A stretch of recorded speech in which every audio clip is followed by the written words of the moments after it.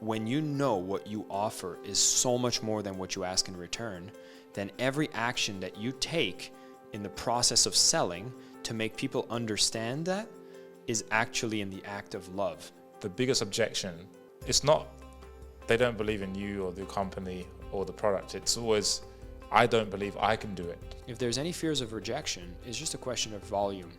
And you want to do it because you start realizing, oh, I didn't lose an arm. Oh, I didn't lose a leg. Oh, my ego was hit a bit, but that's okay. I'm trying to reach out to these people. I have the best product. I'm trying to help.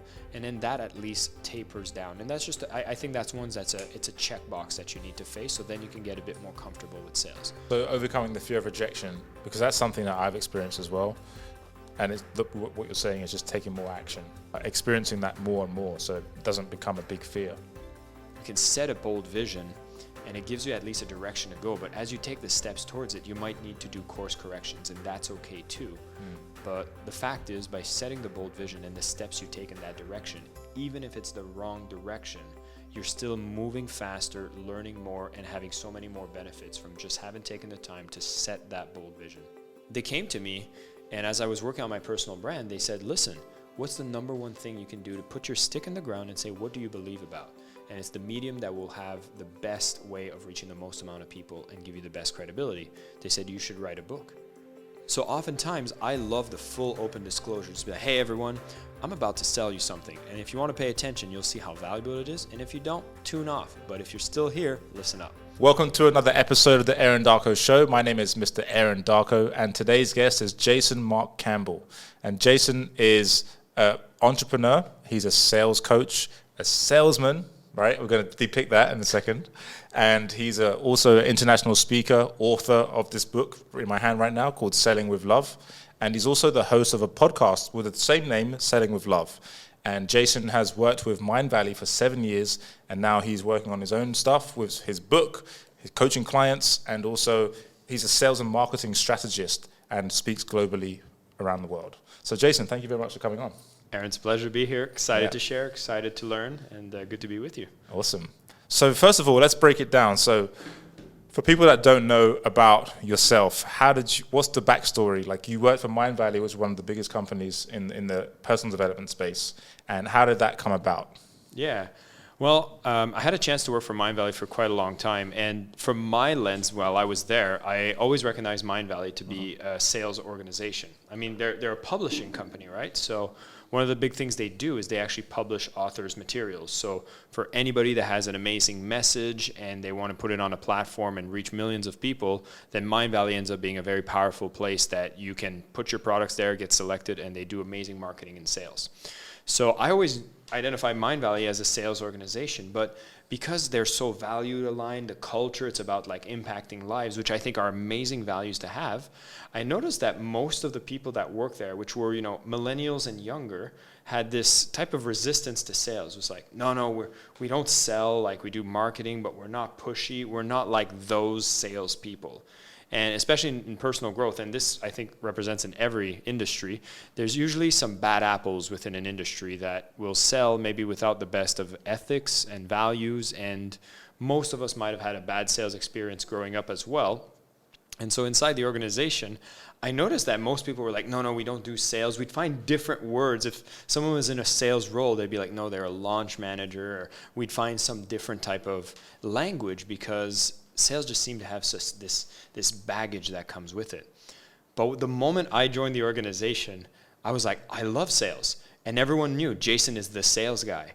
And every time we'd start planning a sales campaign, I'd start talking with such enthusiasm about what we were going to do, how we're going to reach these people, these tricks and mechanics of influence that would be in place that would increase conversions.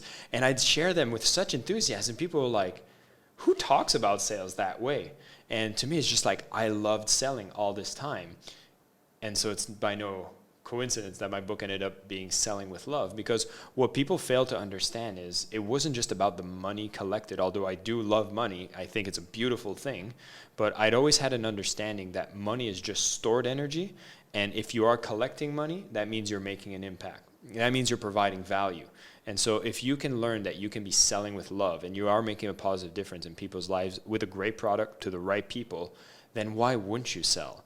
And so a lot of people in the world that I've been particularly talking to, and I think they've been attracted to my message, they realize that, oh my God, I've always had blocks around selling, but I wanted to make sure that we flip the script on what sales is about and realize that anybody who wants to make a positive difference in the world needs to embrace this skill. And so I think a book is the best medium to share that with lots of people. Yeah, that's interesting, like the whole love aspect of selling.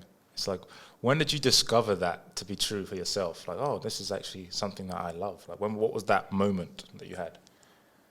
Yeah, it's interesting you asked about the moment, because I don't know if I've ever taken the time to pin it down. Yeah. But, while I was growing up, I found myself in a sales role, but I didn't really label it that way. I worked in a retail swimming pool store, and we had to sell swimming pools. And I remember I was in there, and they walked you on how the process. You basically explain available products. You walk them through the features, and they made you follow a sales process. And I thought it was really, really fun. And when the person ended up making a purchase, they actually had a swimming pool in their backyard, so they'd be really, really happy about it.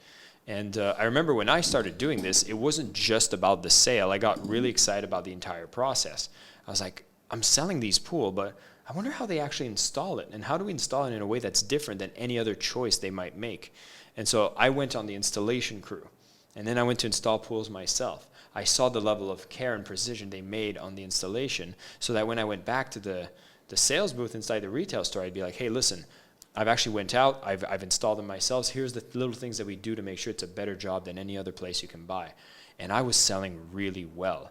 And I loved it, because every time someone made a purchase, I'd get rewarded for my performance. Money would come in. They'd end up with a product. They would have a backyard that's transformed. I thought it was amazing. But a less direct example that I often share when it comes to love and sales is, I don't know if you had to do this in high school or elementary school, where they give you like a charity thing to go in door to door and collect money. For us, it was chocolate. I did that in Halloween, trick or treat, but it's kind of not the same thing. But yeah, different vibes, same intention. But yeah, for me, it was like our school was having this sale, which is like, okay, we're raising funds for charity, and you had to go sell this chocolate door to door. But it wasn't like Halloween. You were actually going door to door to sell chocolate, not take chocolate, right? And so I decided to do that. And I remember knocking at people's door. First one, I'm just like, hey, do you want to have some chocolate for a toonie? Because I'm from Canada, so $2 coins, we call them toonies, right? And then people would be like, oh, yeah, $2, let's go. They'd give you $2. I'd give them the chocolate. And I was like, wow, that's amazing. I get to support a charity. People are getting chocolate that they want, and I got some money, so this is amazing. But it's by the 7th door that I went to knock at. And the lady, when I knocked the door, my usual sophisticated pitch of a 14-year-old, or actually, no, I was 16 at the time. Would you like some chocolate? It's $2, right? That was it. And the lady said, oh, give me 2 minutes. I'm just going to ask if my daughter wants any. And so she calls down the daughter, and she was from the English school. I went to the French school, so I didn't know who this was. But a young lady, my age, absolutely stunning, walks down the stairs, and I was like, wow. Ended up getting her number, ended up being one of my first girlfriends. And so, yeah, maybe I started falling in love with sales when I saw what benefit it brought in my life in multiple categories. Yeah, that's the overlap between sales and dating, right? Right. Like sales is everything. You've unlocked a key memory. Yeah. And sales is really everything. And I wanted to touch on, what were the biggest lessons that you learned from Mindvalley when you were working there? Yeah. Well, I'll tell you one of the best things about Mindvalley. I mean, aside from everything I've learned from just studying personal growth, which I think is something everyone should be exposed to, and I think Mindvalley to this day have the best programs. They really put so much love and care in making sure it's an amazing thing that really transforms people. But if there was one like business lesson that I could take, and this would be directly from the founder, so Vishen Lakhiani, being the founder, CEO of Mindvalley, is a crazy person. And I mean this in a loving way. And he was able to speak of a vision of what Mindvalley was to become. He had seen it so much more vividly than anyone else that was there at the company. And his role as the founder CEO was to beat the drum and get us to start seeing as clearly as he has seen from day one on what exactly he was building. And when I started seeing how Mindvalley evolved over the 9 years that I've been involved with them, into what was just words being shared on a stage to inching always closer to that reality, and it would go certain direction. Nothing would be perfectly as planned, but my God, the importance of having a big, bold vision, beating the drum to align the team about where the ship is going, and having this amazing conviction that this is an eventuality, we are going there, and what kind of miracles would be pulled off, what kind of serendipitous moments or challenges that would be overcome in the most surprising ways, because how powerful a vision actually drives success. And I think as someone myself who's very rational, very like numbers driven, and if I think of the metaphysical, there's a part of me that's always like, well, I'll look for what's the very scientific data. It fascinates me how much we underrate the power of vision when it comes to setting what is it that we want to create as a business, and how that ends up being a secret sauce to align the customers, to align the people working for you, and just to align every single one of your activities towards bringing you closer to that without you even being conscious of it. And I'd say that's a powerful thing that I learned at Mindvalley. Yeah, it's like having that vision is so important to have, but sticking to that vision and also enrolling other people in the vision, right? So people like yourself, maybe, correct me if I'm wrong, but you maybe were attracted to the vision of Mindvalley. Yeah, I mean, it's so funny. The story I'd always say is, I remember seeing a vision. It was a vision launch video. So they had a video that talked about what Mindvalley was all about. And they wanted to do like impactful transformational education and impact 50 million lives in the process. And I was like, whoa, I want to be a part of that. And so when they hired me, like I came from a real estate background. I had my own company. I was educating and coaching people, building their own businesses as well. I was making a 6-figure income at like 24 years old. And then I saw Mindvalley and I went like, I just want to ride that bus. I mean, wherever it's going is so exciting. I don't care where I'm going to sit. I want to be a part of it. And so I ditched my past employment. I went into Mindvalley, and I think I started at $2,500 a month, which, that's five times 6. Month, that's right? $30,000 a year. Big pay cut. A big pay cut, but I didn't care. Yeah. I was like, this place is going somewhere. And that's, I think, is, again, the power of the vision, is they were able to enroll. I would like to consider myself top talent, but without being too narcissist. Yeah, I mean, they brought me in. I was like, they started me at 30,000. I said, I don't care what you start me at, because that's not where I'm going to end up. I went in there. I remember I applied for the wrong job. When I had my second round of interviews, they're like, do you have an understanding of what this job is? And I gave them what my best estimate was. And the person, which at the time was the COO or the CMO, he's just like, well, based on what you just said, you actually have no understanding of what this job actually is. And if you did, you'd realize you'd be very terrible at it. And I was not fazed at all. I just said like, well, that's a good clarification then. So you should probably have a better idea of what is the perfect role for someone like me. And they're like, yeah, you should be a product launch marketer. I was like, sign me up. So yeah, the power of that vision really gets to enroll some amazing people, and it removes every barrier that you might imagine. And it's not just like, oh, do a vision board. It's like, how do you beat the drum and the rhythm for it? And you know, to stretch on something that you've said is like, you have that vision. Is it fixed in stone?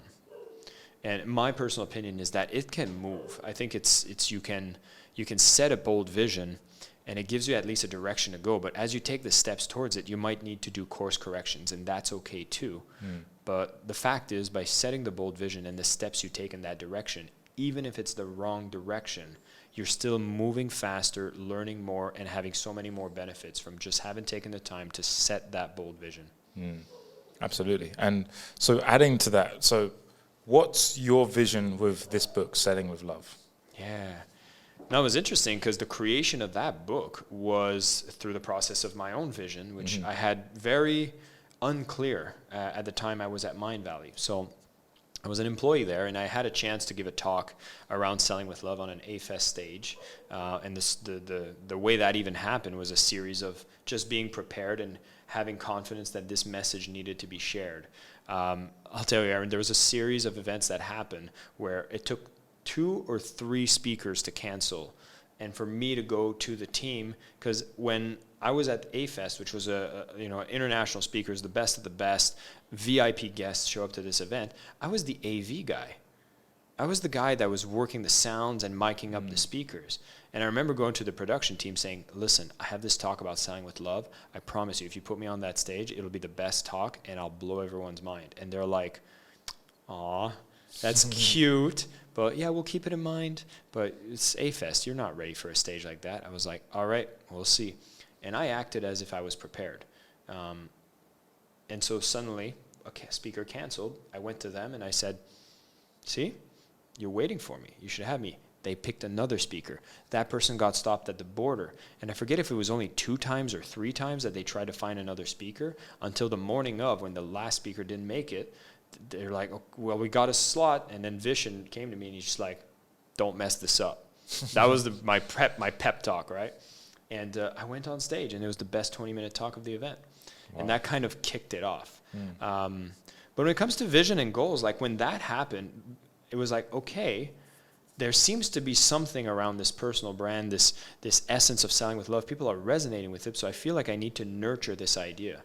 And the way the book became a reality was simply through a visioning process that I did where I set goals in my career category of life.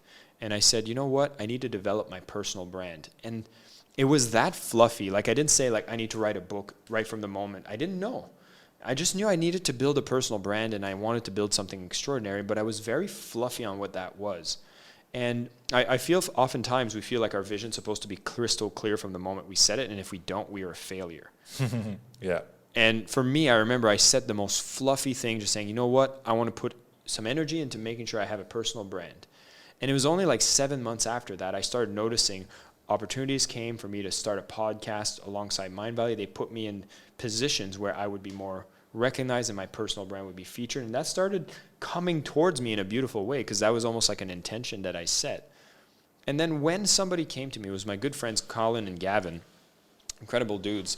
And they came to me, and as I was working on my personal brand, they said, listen, what's the number one thing you can do to put your stick in the ground and say, what do you believe about?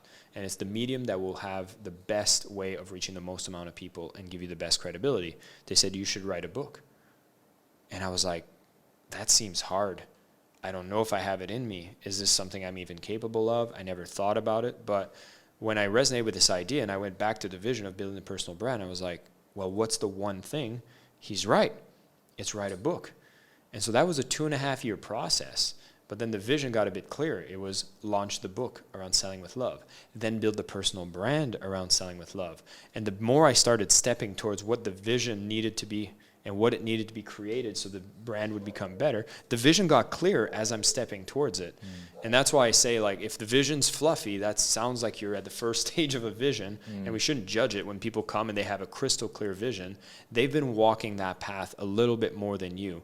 And if you just set something, even if it's fluffy, it's like an intention, but the more you start walking towards it, I think the fluffiness or the fuzziness starts clearing in. You're kind of like trying to tune in focus, and that's the part of the process.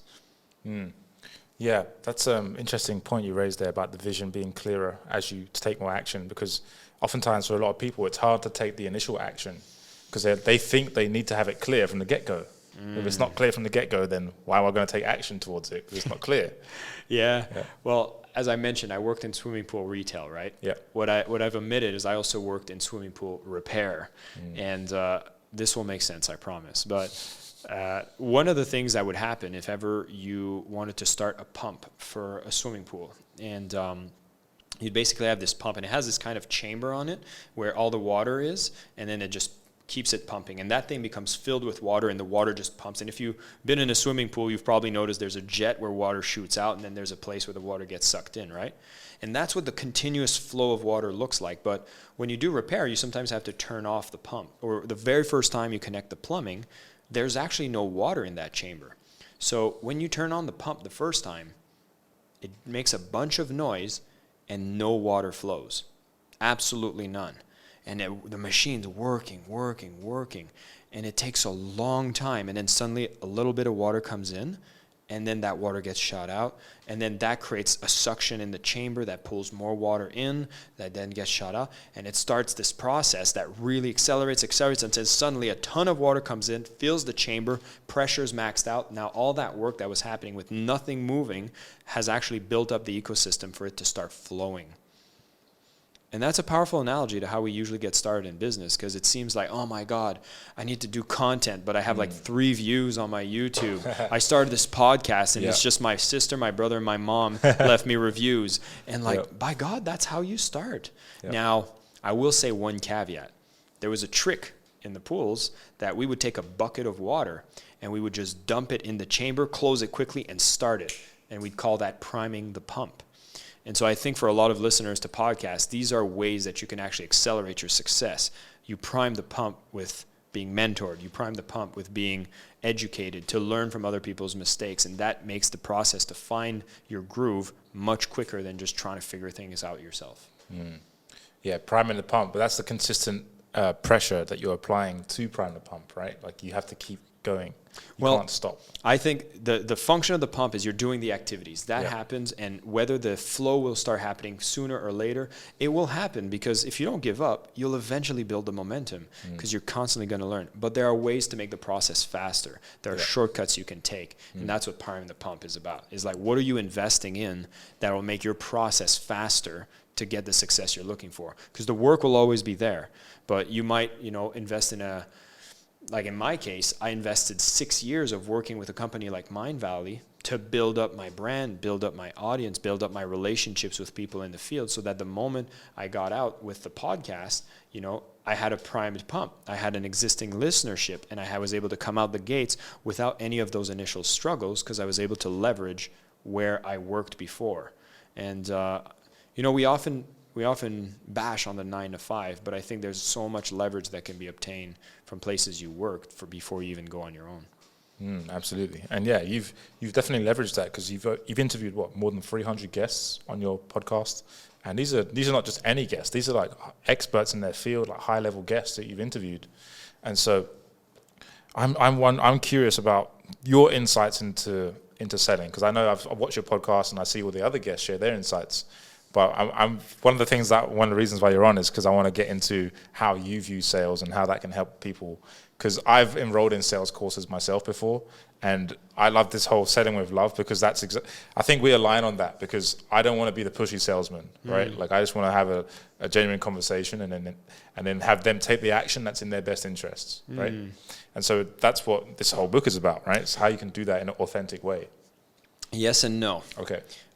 Because and I'll use the specific language you said to provide a correction, if that's okay. Yep, absolutely. And what you said is like, hey, you want to explain everything and then allow the buyer to potentially take the action, right?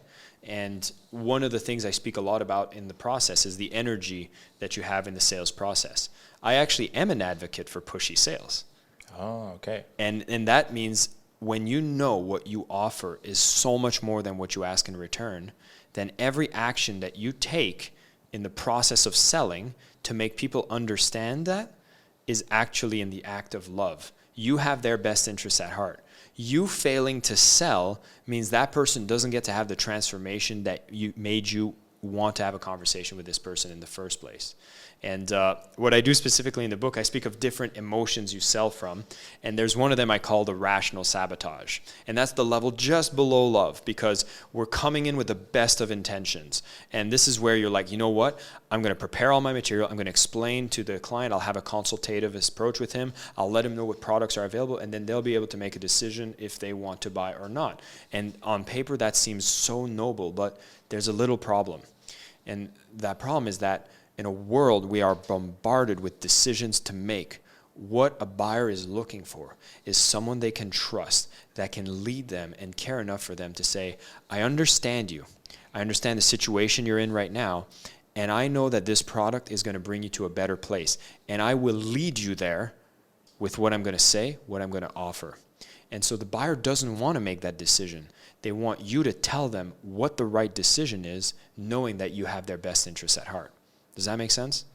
So yeah, I'll be pushy. I'll say like, listen, you can make that decision now or you can make that decision later. But I know that for most people that are looking to make a change in their life, when they say they'll make a decision to do that later, they never made that decision. Have you seen that happen in your life before? Yep. They're like, yeah. I'm like, that's why, listen, if I enroll you right now, and I've told you already there's a 30 back money guarantee, at least you'll have made one powerful decision to make a change in your life, which is why we started this conversation in the first place. Fair enough? And they're like, I never thought about it that way. And there's two ways to do this. I can do this because I genuinely know that this product is going to offer so much more value than what I ask in return, or I could have commission breath, that all I want to do is just take money from this person. And that is subtle, because in my book I talk about the fear-pride paradox. When someone, like what I just did is I used a script on you, right? Like that's something I've said before in a conversation. I understand what can be sold in a sales call to help make a sale happen.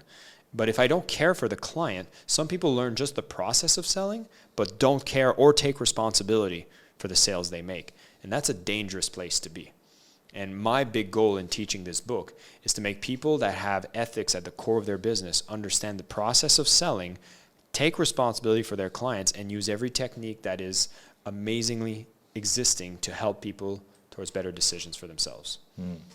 So I guess before I break that down, what is the mindset that people must cultivate? Because for me, some of the people, for example, here in Bali, I've just observed how warped their mindset is when it comes to selling. Because I'd, for example, make a pitch on my Instagram for my services, right? And then someone would be like, oh, you're selling again, something like that. And that just reveals to me how they view selling. Because I used to view selling as that too. Like, oh, selling's bad. The people come up to the door, when I was a kid, and my dad would be like, oh, who's that trying to sell stuff to you? Like, why are they... And he would tell my dad would tell my mum, don't buy that stuff, And then I just thought as a kid, oh, selling's bad. So then as I grew up, I realized that this was holding me back, which is why I had to enroll in programs to fix this, right? It's like selling. I used to think selling was bad. Yeah.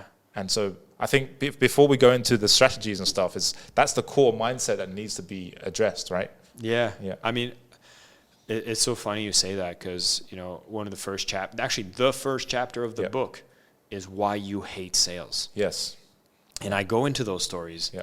Man, like whether it's hearing mom and dad talk about hating salespeople, hearing your friend getting screwed over on a deal, you may be getting screwed over by bad sales interaction, or you just yourself may be asking mom and dad for something you want when you were a child, and then at some point they say, hey, no means no, stop asking. Yeah. And you're like, holy, okay, when I ask or I'm too pushy, like I get yelled at, people will hate me. And so... yeah, it's by no coincidence that most people, we struggle with sales. And then what role models do we have? What, you want to be Jordan Belfort? Like, okay, great movie. I read the book. I watched the movie. Highly entertaining. But let's not get around the fact that this is a guy that was using sales to con people. And when I talk about, the fear-pride paradox, that was it in excess. And I was like, oh, isn't that interesting how when people sell from that emotion, they also have all sorts of behaviors that cause numbness, dullness, addiction issues. All of that seem to happen because there's an energy exchange that happens in every sales transaction. And when you don't take the responsibility for the sales you make, you find ways to numb yourself to the reality of what's actually going on. Interesting. But to get back to your point, yeah, you'll have people, oh, you're selling again. And it hits you because you're like, oh my God, they felt your hesitation when you did sell, and they'll reflect back to you. So it hurts double dose, right?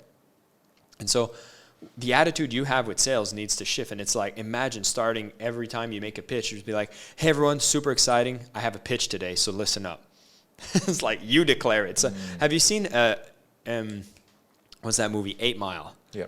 Remember when Eminem starts his final rap, he just talks all the shit about himself before he actually goes into it. Yeah. So oftentimes I love the full open disclosure. Just be like, hey everyone, I'm about to sell you something. And if you want to pay attention, you'll see how valuable it is. And if you don't, tune off. But if you're still here, listen up.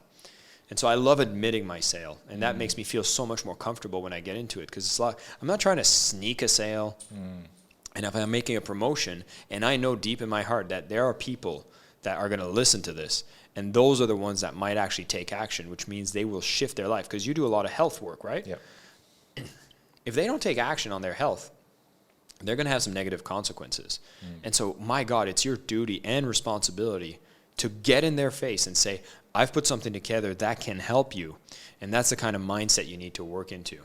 Now, it's fun to say, but as you've done, there was some work to be done. Personal growth, it's all about that. And if it's not sales blocks, it's money blocks, right? So there's things to work at there. And in my book, I do speak about at least putting the mirror on what's actually going on. And depending on how deep that is, that's maybe where I encourage people, everybody, whether it's coaching, whether it's therapy, whatever is a modality, to start investigating things that might be holding you back. I had a chat with one gentleman, Carl Harver, fellow Englishman, great copywriter. And we talked about the concept of mindset is overrated in sales and in business, because there's so many people that are mindset coaches. And we had this conversation. By the end of it, we realized mindset's actually underrated, because it is the foundation to shift everything else, because every hesitation we have, every block that exists are just hurdles to getting us to where we want to go. And the sales blocks are huge. And I've given you a few examples of where they can come from. As far as healing them, I would suggest to get coaching. Listening to this, maybe some people listen to this, go Selling with Love. They're like, oh my God, now I get it. If that works for you, then start running with it. If you need to dig a bit more, I have programs about it. You've went through programs about it. And in general, just getting general coaching is a huge, huge thing to let you uncover and heal places that are holding you back. Because there's so many blind spots that we don't know about. So, for example, maybe someone had an epiphany just listening to us talk about this, like, the stories that we had from childhood and stuff. I was curious about how you overcame any of these limiting beliefs. Like, what were yours and how did you overcome them? Yeah, I mean, I still have them. I think, in my book, I talk about 4 levels of emotions. One of them is love. The others are not. And it's not like you reach love level and you've graduated to the enlightened state salesperson. You're on a spectrum, right? And you're moving up and down. And what I'm trying to encourage people is to stay at a high vibration of love. And you got things to remind you of where you can be better loving, whether it's with the impact you make, the clients you serve, the products you create. And that's just stays there to keep you at the highest states. But it's interesting for me because I got into sales, and the first thing I needed to overcome was a fear of rejection. And I think that'll be real for a lot of people. And I realized that was just a question of practice. It's a different fear when you start, let's say, snowboarding or doing any kind of sport you've never done before. It's scary, but you do it, you fall. And it's not like when you fall, there's a relationship that's affected with somebody else, right?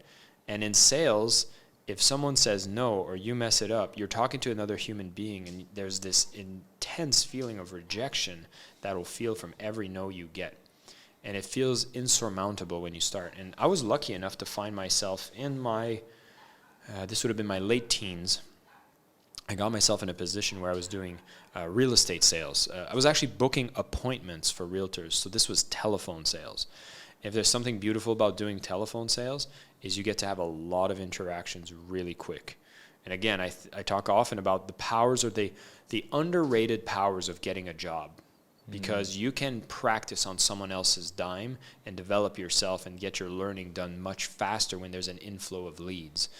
And so here I was working for this company where I had to make 100 calls a day, have conversations, follow the script. Hi, this is Jason from ABC Real Estate. I just received a report for the hottest properties on the market being listed right now, and you'll get that in the email in the next 24 hours. Is that okay? Do you currently rent, or do you own your home? Are you looking to sell for? Like, I had this script on lock. And I had to do it. And the first time I ever did the call, I was terrified and I struggled. Person hung up on me. I was freaking out. I'm like, I don't want to be a telemarketer. I don't think I'm cut up for this. And I was lucky enough to have someone support me, say, listen, you just experienced the worst. It's going to get better from here. And then it was a question of practice. And so the fear of rejection is very much, I'll equate it to the same type of fear most people have around public speaking. And in public speaking, it's so interesting because every public speaker has this story about how they were terrible at public speaking and now they're wonderful. Yeah. And you're like, oh, that's interesting. Is it because every speaker makes up that story so they can convince non-public speakers that they can do it? Or is it because the only difference between the public speaker and everyone else is that they decided to do something about it, face the rejection, grow from it, and be better at it? And so I think of sales the same way. If there's any fears of rejection, it's just a question of volume. And you want to do it because you start realizing, oh, I didn't lose an arm. Oh, I didn't lose a leg. Oh, my ego was hit a bit, but that's okay. I'm trying to reach out to these people. I have the best product. I'm trying to help. And then that at least tapers down. And that's just, I think that's it's a checkbox that you need to face, so then you can get a bit more comfortable with sales. And then the rest of it, I just got very lucky in great sales culture and great products to sell. So overcoming the fear of rejection, because that's something that I've experienced as well. And it's, what you're saying is just taking more action and just experiencing that more and more, so it doesn't become a big fear. Yeah, call it exposure therapy, right? Yeah, right. But yeah, I think, you know, you can even compare it. I know you're a fan of doing ice baths as well, right? We're like, we're into the health stuff. And, you know, the first time you ever get in an ice bath, I mean, the first time I think I was 3 seconds in there. I got in, shock, terror, get out. And then the second time, maybe 10 seconds. And now, like, I can hang out in 2 minutes and I realize, oh, yeah, this sucks. It's cold. It's not comfortable. But I know the health benefits that it brings me. And I know how good I feel once it's done. And you'll evolve to a point where if you have a dedicated sales job or a dedicated sales activity you need to do, you're like, oh, 100 calls. Some will answer. Some will not. Some will be nice. Some will not. And once I'm done, I know I'll feel good because I'll either have closed some sales, booked some appointments, and I will have accomplished something difficult, and I'll feel good about it. Yeah. So breaking down sales. So do you recommend? What do you recommend for people starting out? Like, let's say if they're, maybe they're just starting out their business, or they're trying to make the transition from a 9-to-5 job to working for themselves. Do you recommend then that they should work for someone else as a sales rep? It's a tricky question to ask me. I'll give you my personal opinion. Yes.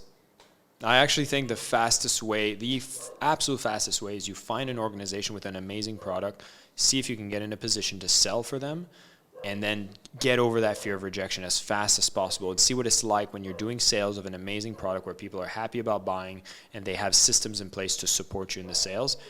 But that's not an option for everyone. And there's some people that will wholeheartedly reject that possibility. But, you know, getting a second job in sales is not a terrible thing because there's usually a lot of flexibility and amazing income potential when you go directly into sales. So personal opinion, yes, I do think that's one of the most powerful things to do. Because there's going to be two things at play if you're selling as a coach or you like whatever it is as a service that involves you as an individual as part of the product. Now you're not just feeling the fear of rejection of the sale, you're also fearing a fear that most people won't admit, which is a fear that, oh my God, what if I sell this to this person and they're not happy with the product that I deliver? Am I good enough to deliver this? I don't have enough case studies. Have I refined my art enough? Am I confident enough in what I'm going to deliver and the promises that I'm making? So you have a secondary layer of things that are in your mind causing negative thoughts to spread, and it becomes double difficult. I'm not saying that if someone's determined to overcome this with a right amount of action and activity, you can plow through that and come out the other side way faster, way stronger than everyone else. I'm just saying you're picking the hard road. And I don't think there's anything wrong with picking the hard road, but know what you're getting yourself into.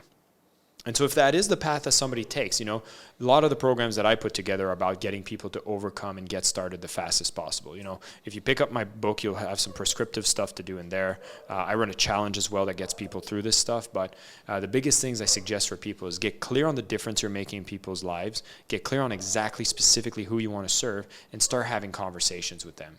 Forget the selling part. You want to build a list first. And the best ways to start building a list is if you know specifically who you want to work with and serve, then you can start reaching out to these people and just get comfortable having conversations with people without the sales part. Being like, hey, Aaron, I notice an expat, say, living in Bali, and I'm putting together a program to help support building communities for people that are like you, living across the world and want to connect together. I'd love to just have a few conversations with you just to see what your experience is and what I could design. Do you have a minute? And I'd reach out to hundreds and hundreds of people like that. If they end up being close to my market, and let's say I'm building a community product like this, I just made this up, then at least by having these conversations, I get to understand my client more. And by the end of the conversation, I could say, hey, whenever I have something ready, is it okay if I follow up? And if you would probably say yes, and then I can get an email, a phone number, so that when I'm ready to sell, I'll have a list. And so that's usually the first prescription I give to people. That's really powerful because people watching there, they want to build a skill set, but they don't want to have that massive risk. right? So that's a good way to start within an organization. But what you said about the coaches is so true, because I felt that so much. And I've watched other people talk about this, and they've said to me, oh, you should actually not be doing your own sales calls because you're too close to the outcome. And then you make that failure, or when they say no, if they say no, you make that mean something about yourself. So personal, right? right? And take it personally. And that's definitely happened to me, and that used to happen a lot. And that actually goes into the segue of like handling objections, but that's another whole another thing. But taking things personally that's a character trait, right? That's something that, like you mentioned before, like getting coaching or therapy would help with that. Yeah. And yeah, I've seen that so much in myself and other people as well. That actually stops, and that can stop. Like it stopped me before from selling, because I'm like, I don't want to sell now because I don't want to experience that pain again. Yeah. Right. Yeah, it's a very difficult thing, and I think a very common thing for most people. That's why you'll see a lot of the best artists in the world, or if you think of any like music artists or movie. Have you ever seen the show Entourage? Yes. Right. What is Ari Gold? He's Ari Gold he's the agent. That's right. That's right. Yeah. That's right. So I'm curious. I forget the name of the main actor in the show. What's his role? I forgot his name as well. Vinny Chase. Yeah, that's it. Vinny Chase. Isn't it interesting? Vinny Chase is the talent. Why is it that he doesn't represent himself to pitch himself for movies? And that's because when you have a great talent and you have art, you're so close to the outcome, and you want your creation to come to life. And a no is preventing you from having your creation go to life, so you will always be at the losing end of a negotiation. That's why agency becomes so powerful. And so for anybody who is a coach, understand that you're playing a hard game because you are doing it without agency. And it's really tough to get a person to go sell for you at the beginning. Like if you're a beginner coach, you don't have experience, what salesperson is really excited about going to sell for you is probably going to be difficult. Plus, you have to give them a portion of the sales. You have no metrics, no data. So the salesperson will be like, wow, I'm taking a lot of risk on you. So then what, do you put them on payroll? But you probably don't have the money at this time. So there's a level up that you need to do, and there's some things that you'll have to do yourself. And again, you're playing a hard game. But I will say that, one of the key things you have to maybe realize is, okay, I'm taking this personally. If this person said no, there's one of two reasons: is they're not in a capacity to pay for the product or service, or maybe this problem isn't a big problem enough in their life right now, so they're not prioritizing it, or they just don't like you or your program or your product and your business. And one of the things is, I think everyone, even if it's one of the three, we all think it's the three. Psychologically, we're like, wow, they don't like me, they think I'm crap. But a lot of times it's just circumstantial. You're talking to the wrong client. You're not talking to the right avatar. So these conversations, like if I go to, say, somebody's listening to this and you're a beginner coach, and as such, you know that you're maybe you want to make your first sales, and maybe you're sitting on savings of $10,000 as you're about to get started. And I come to you and I say, listen, for $10,000, I'll work with you individually and I'll get you to having some clients, and it'll take about a year to happen. And you'll be like, oh my God, I can't be spending $10,000 with Jason. That's all the money I have. And then imagine I'd go home and I'm like, oh my God, my product's so crap. This person that didn't have any money, didn't buy my product must be terrible. Until I realize, hold up a minute. If I go with the same type of things that I do to an organization making $1 million, and I get to increase their sales by 5%, that'll generate $50,000. So if I sell them for $10,000, they'll be ecstatic. I was talking to the wrong client.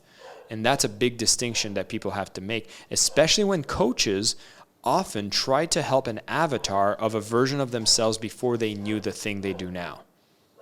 Say you're a life coach, you learn this practice, you're like, this was amazing. Let me talk to myself 10 years younger and help them with these life answers that I found in the process.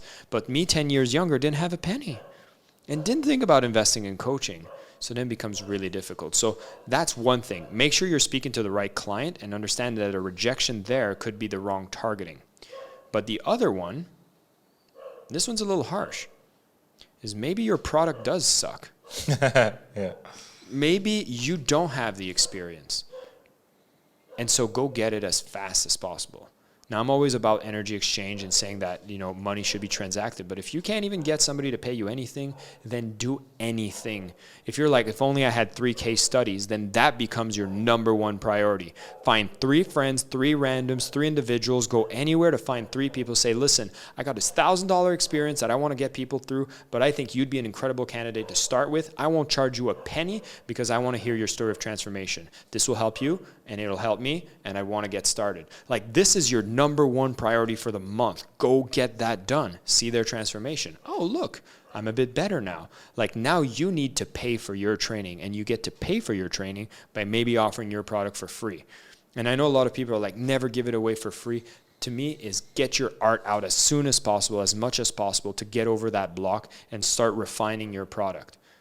And then your product will get a little better. Maybe there's tweaks you can do right away, but the lack of experience and that gap, to me, it annoys me. And I had that gap myself. I've made some ridiculous offers for some of my first clients. It was the best deal they'll ever get in the world. But I knew that if I can get a few of these people to have the transformation, I just received my NPS scores for all the people I sold to in my membership recently.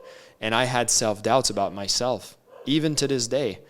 And when I saw the results and the promoters were like off the charts, I was like, oh my God, I have so many promoters. Everyone's so happy in my program. Then I was like, it gave me a new fuel. Now I'm excited about writing sales copy. I'm building funnels, and I'm like, this is amazing. So that needs to be a fulfilling prophecy, and I would make the offer that is necessary to get started as fast as possible to overcome that. Yeah, and that's powerful. Going back to what you said about the not selling to the right people. That is such a big problem that I encountered. I did about 30 calls and I had no closes when I first started sales, and I was blaming them.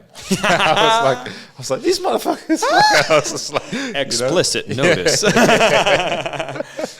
And it wasn't their fault. It was just my fault. I was talking to the wrong people. Yeah. I didn't know that. That's why coaching is powerful. Yeah, and it's crazy, right? I have the same issue right now. Because I really like helping early stage coaches. Yeah. And I have this avatar, which is 42-year-old women that have just went through a coaching certification program and now realize that as they want to build their dream business in coaching, have no idea how to sell, are deeply fearful of it, and wish they could just be focused on making the impact they've always wanted.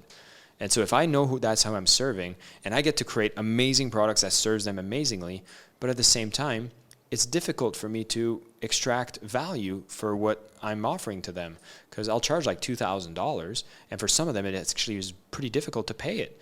And then for others, if they have savings or they have an existing job at the same time, then it becomes easier.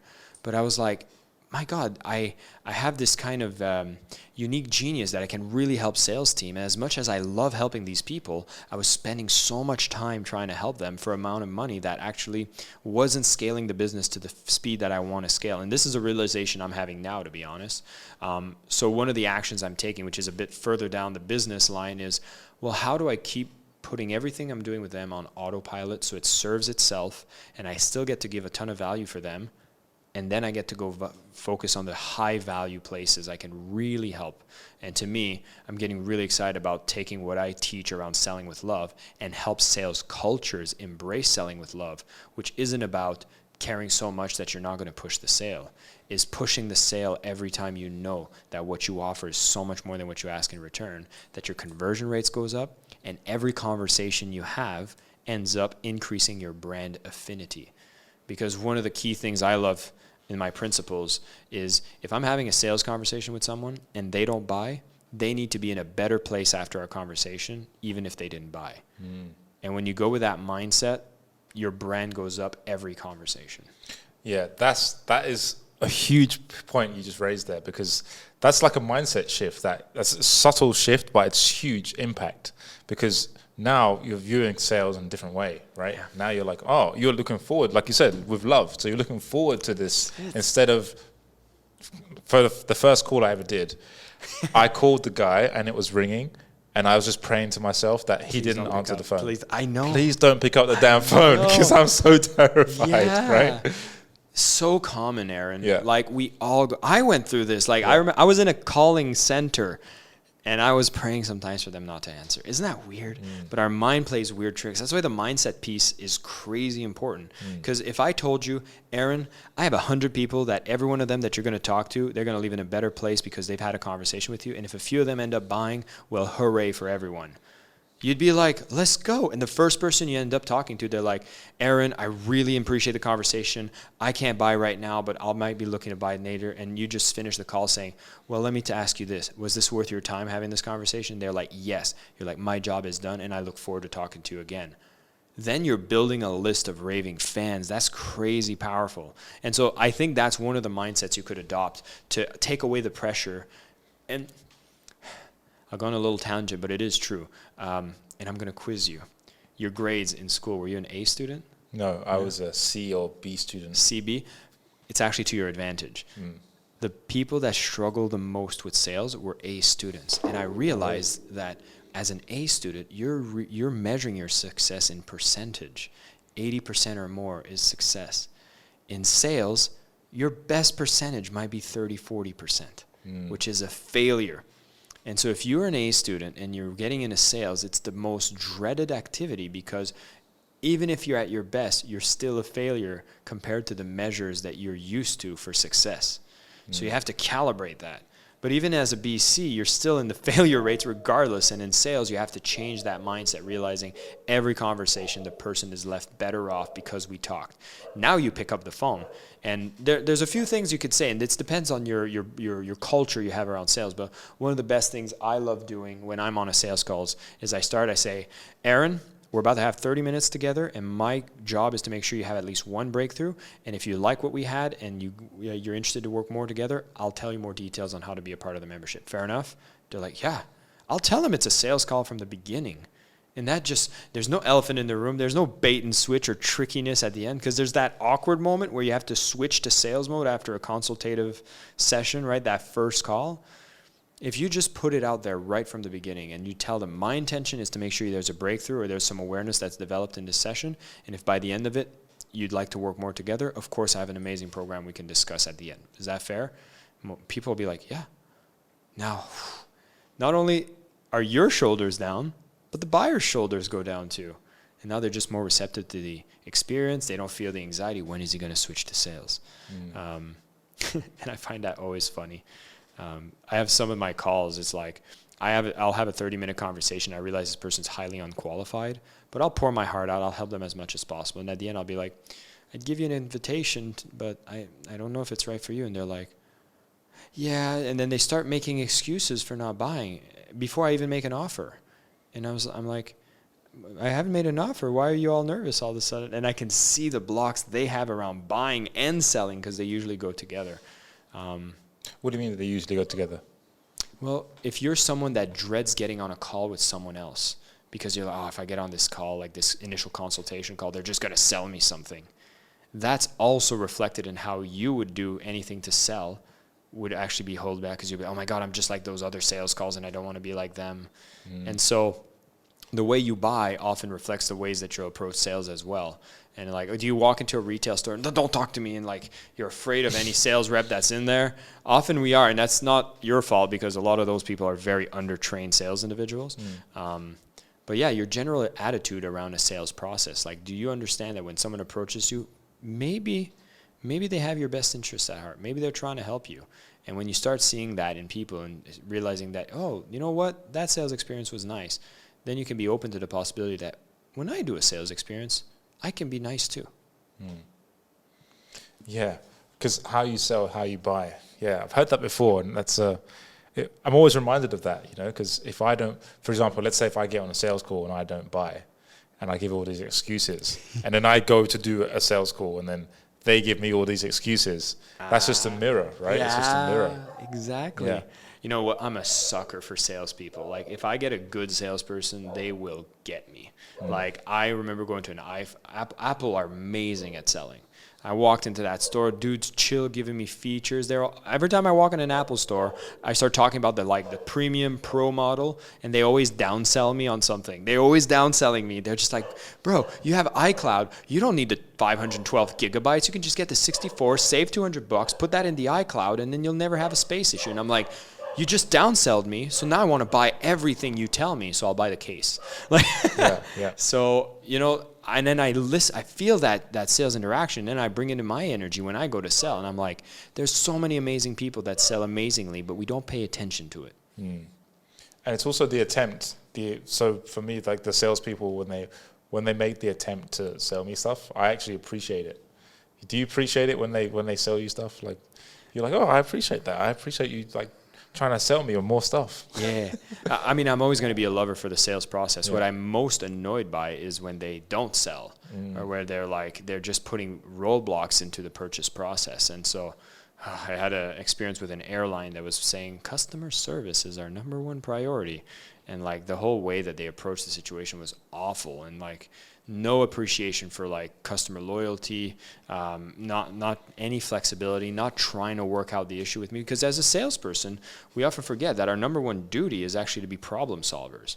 Like you have knowledge that allows people to discover problems they don't even know they had. And so you get to be a powerful mirror to so many people. And when you forget that your role as a salesperson is actually to solve problems, and oftentimes the best way to solve the problem is to make them make the purchase. And if you realize that what you're going to make them pay to solve the size of the problem, and the price of the problem, like the cost that this problem has in their life, is so much more than what you're asking them to pay, then you have a moral duty to sell it. And you have to be reminded of that. And that's one of the biggest things on the call to get them clear on is how much it's costing them not to solve this, right? Yeah. So that's the cost. The cost of inaction, baby. Yeah. When you start mapping that out, let's say like, well, I don't want to sell you anything right now, but let's see. Let's say you talked about your issues with nutrition and you talk about your lack of routine when it comes to health and fitness. So let's just imagine we don't do anything about it, because as you've told me, you haven't done much in the last 3 months, right? Right. All right. So you work with them and you're like, okay, well, in 20, 30 years, like, do you think that the way that you eat is going to increase your weight? Oh, do you think that increases your likelihood of heart disease? Does that increase your likelihood of having, diabetes? How will you feel about your body? Imagine if you had a body that had all the energy in the world, that supports you in activity, makes you more productive at work, and ignites your love life. Like, how do you think it's costing you not to take action on this? And they're like, oh my God, so much.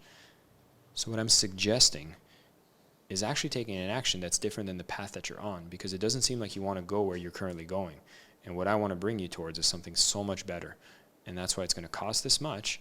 And I think you'll be happy about the fact that it's going to save you all of these pains that are down the road that we don't often think about, but I'm here to put in perspective. Yeah.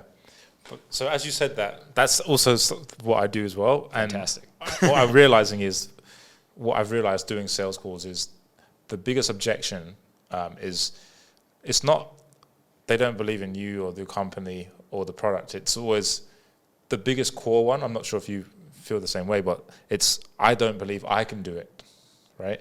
And that's what's blocking them from making the decision. So they don't believe in themselves, so they can do it because they failed so much before. Oh my God. Yeah. Then what you need to highlight in your product is how it's different from everything else they tried before. And so we could get technical if you want. Sure. Tell me more about how your product's different than anything else they've tried before.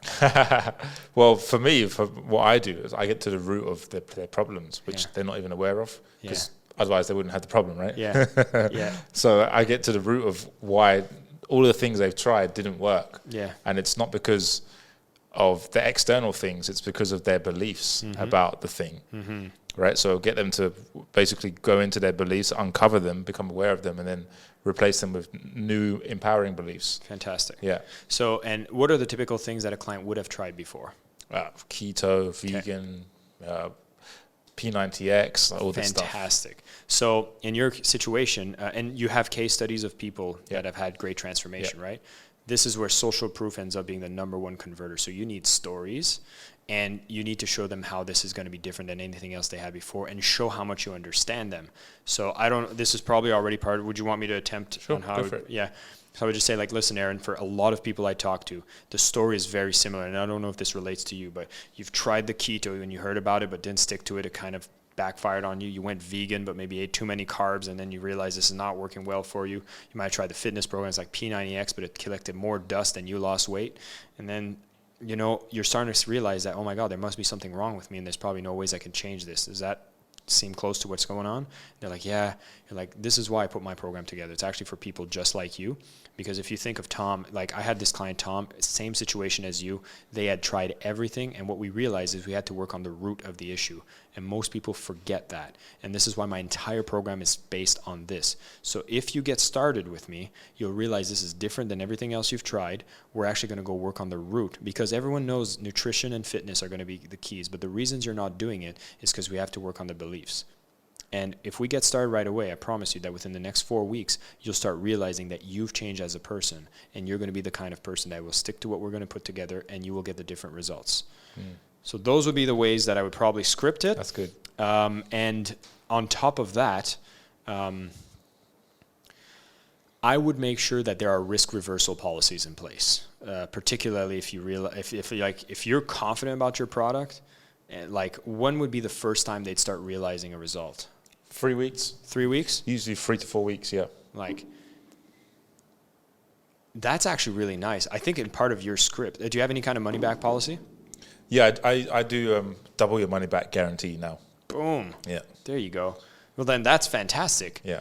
Aaron, you're going to get double the money. So I encourage you to fail if you want to make money. But the problem is, I know this works, and I want you to take a chance with me, because by 3 weeks from now, we'll be having a conversation. I'll be asking you to get your refund and double money back, and you're going to beg me not to, and you're going to beg me to keep working with you, because you're going to be so excited about the results and finally have gotten rid of this thing that's been paining you year after year. Just give me a chance and let's get started. This is why I do what I do. It's not my first rodeo, and I'm going to take care of you. Let's do this. Like, that's when I'd go, like, that's when I'd say, I am pushy. I would push the hell out of this person, because they've been trying so many things, and what you've designed will actually get them to change. That would be so selfish for you not to push them. And that's the mindset of selling with love. It's, you realize that when you don't go use the process of selling that is required for people to understand the transformation you want to bring in their life, it's not manipulation, it is empathy. Aaron, there's a reason I have a double money back guarantee, because so many people I talk to are just like you. They feel like this is not going to succeed like anything else they've tried, but I know it succeeds, and I've had the people have transformation, and I want to bring you there as well. So I'm going to do whatever is necessary for you to take action, because if you don't, you're going to be back into your routines, and I will have failed you. And I want to go through this with you and bring another success. Fair enough? Like, they're like, holy shit, like transferring enthusiasm. I'm not coming from commission breath. I'm coming because I know the result that's waiting for you, and I want to be there with you at the finish line. They're like, shit. Yeah, and they feel that energy, right? And yeah, like you said, it's not commission breath, because it's coming from a place of love, which is exactly what your message is. Yeah, and so there you're not, like, as you're saying that, it doesn't sound like you're being pushy. It just sounds like you're caring about me. Oh, yeah, you said motherfucker earlier, so I could say, it sounds like I give a shit. Yeah, yeah. And the most annoying thing about talking to salespeople is when you know they don't give a shit except for what money they're going to get. Right. So selling with love is actually about caring, responsibility. Like, I'm willing to put my money on the line based on what you say you struggle with, because I know I'll have that struggle finish. And so to me, like, risk reversal, I'm a big fan of Jay Abraham, for anybody who's a fan, but his being a preeminent, like, you are there for the client. Like, the client, you are there, they are hiring you, so you take care of them. Be reversing risks. Any objections they could have from getting started right away, obliterate them. Put on the risk on yourself and see what happens to your business. Like, whew, this gets me excited. Yeah. So adding to that, how do you handle objections then? Because before, when I handled objections, before I got training, like proper training, I would just get angry and argue with them. Bye. Come on. And then, of course, there was no sale, because I'm like, now we're both basically arguing. Yeah, that's bad. Yeah. How do you deal with the objection? Because the most common one is, and I need to think about it, or I don't have the money. You know. I mean, every sales scenario will be different with a different product, so I'll give that caveat. But I don't have the money. Then again, there's two things here. Is either they really don't have the money, which is a small percentage, let's be honest. Some people might not be sitting on any money. And the other one is that they're not prioritizing a spend. They didn't, like, if you're doing B2B sales, they would say, oh, we don't have that budget allocated for this year. But if anything is very important, we find the budget, right? So it's usually a question of that this issue is not enough of a priority. So if the issue of not having money is because whatever you're talking about is not a high enough priority in their head. And so the things that you'll want to go back to is making an understanding of, okay, well, let's see, like, obviously you're spending money on other things, and I just want to understand, where is this problem sitting in your list of priorities? Is it something that you want to solve in 6 months from now, in a year from now? Are you ever planning to solve it? And I'd go back into discovery. Because if that objection's coming up, you want to try to fish out if it's really because they don't have any money, or is because they're not prioritizing fixing this issue. It's not bothering them enough. And oftentimes if you're like, I don't know if you like the spin selling methodology and you're familiar with it. I've heard of it.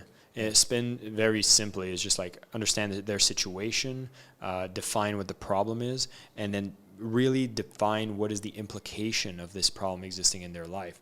And that's a really important step in the spin, because that's when you make them realize how much of a priority it would be for them to solve it above anything else. And then the last one is the needs payoff, is how what you're going to offer is actually going to get that problem to be away in their life. And it's worth so much more getting rid of it than living with it for the price that you charge. So if money, like, I like how Alex Hormozy also gives a great example. Is like, if I told you I had $10,000 Ferrari, a brand new one that's worth probably $300,000 for $10,000, but I can only sell it to you in the next 3 hours, you would find 10 grand in 3 hours. So then the question is your product providing so much value that they feel like it's the highest priority? So there's a lot to unpack around that objection. And I'd be curious to know, like, what do you think are the reasons most people don't prioritize the product that you're selling that makes them say, I don't have money? Yeah, because it's easy for people to, for example, what's the cost of not taking action? What's going to happen if you don't do this? That's never going to happen. Like, I could get a heart attack in 10 years, but that's not going to happen because I'm going to do something about it eventually. Yeah, but you haven't for the last 10 years. You've had this problem. Yeah. And, they're just living in that land of delusion. Yeah. Oftentimes there should be some stories that usually coming back. So often stories is what you need, like your key set of stories that gets people around all your major objections. You should have a story for every objection. And the cutest one I'll talk about is, say, like, Aaron, I've heard that a million times, and I'm sure you've probably heard the story of the frog in the boiling water. Oh, yeah. I would go over that. Getting cooked in the squat, right? That's right. Yeah. So it's like, listen, it's a frog, if you put it in cold water, you heat it up, eventually. If you take a frog and you put it in boiling water, it'll jump out right away. Versus if you take a frog and you put it in cold water and you start boiling, it'll stay in and just die. And what I'm hearing from you is that this is not something you'll take seriously. And what I would hate to see you do is get to a point where the water's so hot that you can't turn the clock back. And I've seen people with heart disease. I've seen people get to that point that they just look in the mirror and they're like, oh my God, how did I get to this? And probably the reason we're having this conversation right now is you start noticing the signs that are getting you closer and closer to something you don't want. And so if you're saying you don't have the money, I'm just wondering how much it's going to cost you if you keep not taking action. And when I'm telling you everything that I've put in place to bring you to the promised land, I'd love to just understand how much of a priority it is in your life to take care of your health. Because if you don't have your health, you won't have anything else. Absolutely. And then that seals the deal. Not necessarily. It opens the conversation. Right. So just realize, like, is this really a money issue? Like, I don't know your product fully, and so I like riffing, but I also feel a little underprepared. So I'll be honest. But oftentimes it's like, let's go back to it. Like, let's have a conversation. You're working on the same team. I think that's one thing we also, forget when you're in sales is, like, it's me versus them, but actually it's you beside them and you're consulting them. Yeah. And, so that's what I would say so far. Yeah. So my business mentor, he said, people buy when they feel understood, not when they understand you. Fact. And I was like, wow, that's such a simple statement, but it's so true, right? Like, yeah, I mean, that's why my second love in selling is love the client. Because when you so understand what's going on in their head better than they understand themselves, they'll be like, wow, okay, if this person understands me that much, they probably can get me to where I need to go. Because if you're having an objection fight with them and arguing with them, they're like, well, I don't want to work with you if we're going to be arguing. But if they're having a sales interaction with you, their sales interaction with you, if you're selling for yourself, is going to be what dictates how their relationship with you is going to be throughout the consultation and the work you do together. Sure. So you got to show up with your A game. And, oftentimes if you're doing a health sales, which I think is very interesting, I think this might be an interesting way to handle that objection is like, person's like, I can't afford this and, I have to think about it. And I'll be like, fair enough. I think it's really important. First off, agree to everything they say, right? So it's like, understand, think about this. It's an important decision. But I want to ask you something. Oftentimes, our mind gets in our own way for what we want. And I don't know if this has ever happened to you when you knew you had to do like P90X or you knew you had to eat keto, and then suddenly your mind started being very active, you started craving something, and you hit the snooze button, you didn't go to the gym, or you ate something that wasn't aligned to the diet you chose. Has that happened to you before? And they'll be like, yeah, of course. And be like, the last thing I would want to do is end this conversation to let your mind already, it's going to be afraid of making a change that's actually going to change and bring you there. It's going to be comfortable in this zone. And I wouldn't want to let you off the phone knowing that maybe this habit is what's holding you back in the whole time, and this is actually what we work on together. So I think in your case, some stories that relate to where they've decided to put off a decision actually is the root cause of all the problems that they're facing in their health right now. And if you tackle that head on with a relevant story that they can relate to, they'll be like, hold on, maybe I need to talk more. Yeah, and that's another thing I learned is the storytelling aspect in the before the objection even comes about, right? Like telling a story, because the best way to handle an objection is to handle it before they have it, right? 100%. Yeah. And so I want to talk about the value, though, communicating value, right? You talk about the value and understanding value, right? So how do we communicate what we have to offer in a way that makes them really understand that, wow, this is what I need? Yeah, well, in the book, I'll make this one pretty quick, is there's 4 variables I talk about is the cost of what you deliver, the price you sell it at, the perceived value, and the real value. And as a seller, you're actually in control of a lot of stuff. So when it comes to the cost, especially if you're a service-based business, whatever goes into your service is a cost that you get to bear, and you get to modify that based on the features you put in. The price is fully to your preference on what you set it as. But it gets very interesting because if your costs are higher than your price, then you're out of business. Okay. Pretty obvious. But then when it gets to value, perceived value is actually what the person thinks this is going to do for them and the value basis. So if the person wants to get into your program and they're like, wow, if I'd fix my health, this would be worth thousands to me, and you're selling your product at $500, then you start seeing that there's an opening for them to consider purchasing from you because they perceive the value to be higher than the price. Because if they say this is going to be worth thousands to me and your program's 50,000, they're like, wait a second. That's a little more expensive than what I perceive it to be, so they won't buy. And then the difference between perceived value and real value is what they'll actually get once they go through the product. And they won't know that till after they buy. And then they'll be like, wow, this was worth thousands, even more than the thousands I thought. This is amazing. And as long as the last variable is higher than the previous one, you're going to have a successful business model. Perceived value will depend on how you use your marketing and sales. And you can crank that up as much as you want by having all the processes in sales and marketing that allows people to perceive the value. Oh my God, they're going to give me double my money back if I don't take action. They must be very confident. Look at these case studies. They're getting these kinds of transformation. Wow. They're giving me all these options. This is the guarantee. This is what's included in the program. That is worth a lot to me. So understanding what they're looking for, what are the things you can put in place to increase perceived value are going to be huge here to make sure that it's higher than the price. But if it's higher than the real value that they get, which the only way to know is to actually make sales and study the transformation it's actually had on people. How happy were they with the purchase and how did it actually transform them? And sometimes it might be a little difficult to quantify the service, but your understanding of the client will get you to understand closer and closer how likely is it that the real value they're going to get is even higher than the perceived value that you market it as, so you can have a successful business model. You control everything except the market. So then the only external variable is understanding what's available on the market, because that will put pressures on your perceived and real value. Because if I can go get something where I get liposuction, it takes away the fat, and it costs me the same price as your coaching, and it brought me the same result, and I perceive it the same way, that's going to be a competitive pressure because it's faster to get the results. But again, that might be a different target market. So we go back to the client. Yeah, so the target market, and then also the perceived value, that the real value has to be higher than the perceived value. But the perceived value is what makes them purchase. That's right.